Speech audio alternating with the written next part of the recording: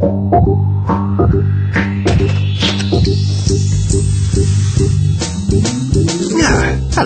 and welcome to a little film about me, your new TV smart card.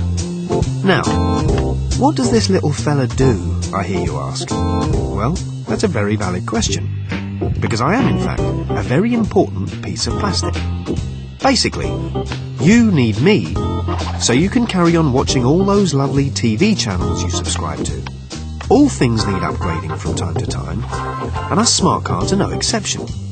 So assuming you don't want your channels to disappear, it's important that I'm put to use as soon as I arrive in the post. Now, you may see these little messages popping up on your telly. If you do, it means I'm on my way. And if you see this one, it means I've arrived in an envelope stuck to a letter. If I haven't got to you yet, whatever you do, don't worry. I'm working my way around the country, and there's nothing you need to do until you see those pop-up messages appear. Now, it's time to do what the little fella asks. Pick me up. You may or may not even know that your set-top box already has a smart card in it. Some boxes have the card slot on the front, and sometimes we can even be hidden behind a little door, a bit like this one. However, our V Plus boxes, some of you might know them as TV drive, have the slot at the back, as do our new HD boxes. Go on, have a look. Again, don't worry. The letter I came with has a picture on it that shows exactly where I go. And if you still can't find it, you can see details and pictures of all our set-top boxes at www.virginmedia.com/smartcards. So, first thing you need to do is make sure your TV and set-top box are switched on, you're not recording anything, or watching something you've paid for. You also need to be sure your set-top box is tuned to a channel.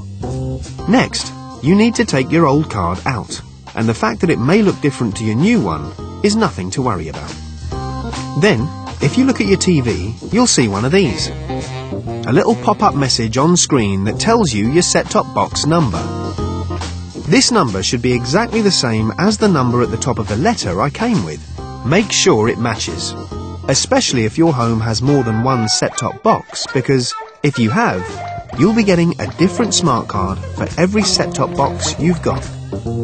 Then, making sure I'm red side up with the yellow arrow pointing at the slot, pop me in. I go in the same slot that you took the old card out of, and if there are two slots on your box, then just make sure I go in the bottom one. And that's it. Simple as that.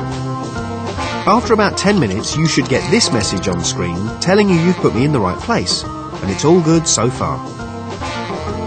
Then it should take about 20 minutes to get all your channels up and running again. That's about enough time to go and make yourself a cuppa, I reckon. If, and that's a very big if, it didn't work, there's a simple thing to try before you get on the blower to Virgin Media.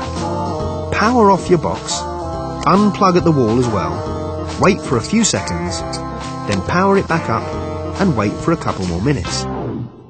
If it still hasn't worked, then pop over to www.virginmedia.com/smartcards and check out the FAQs.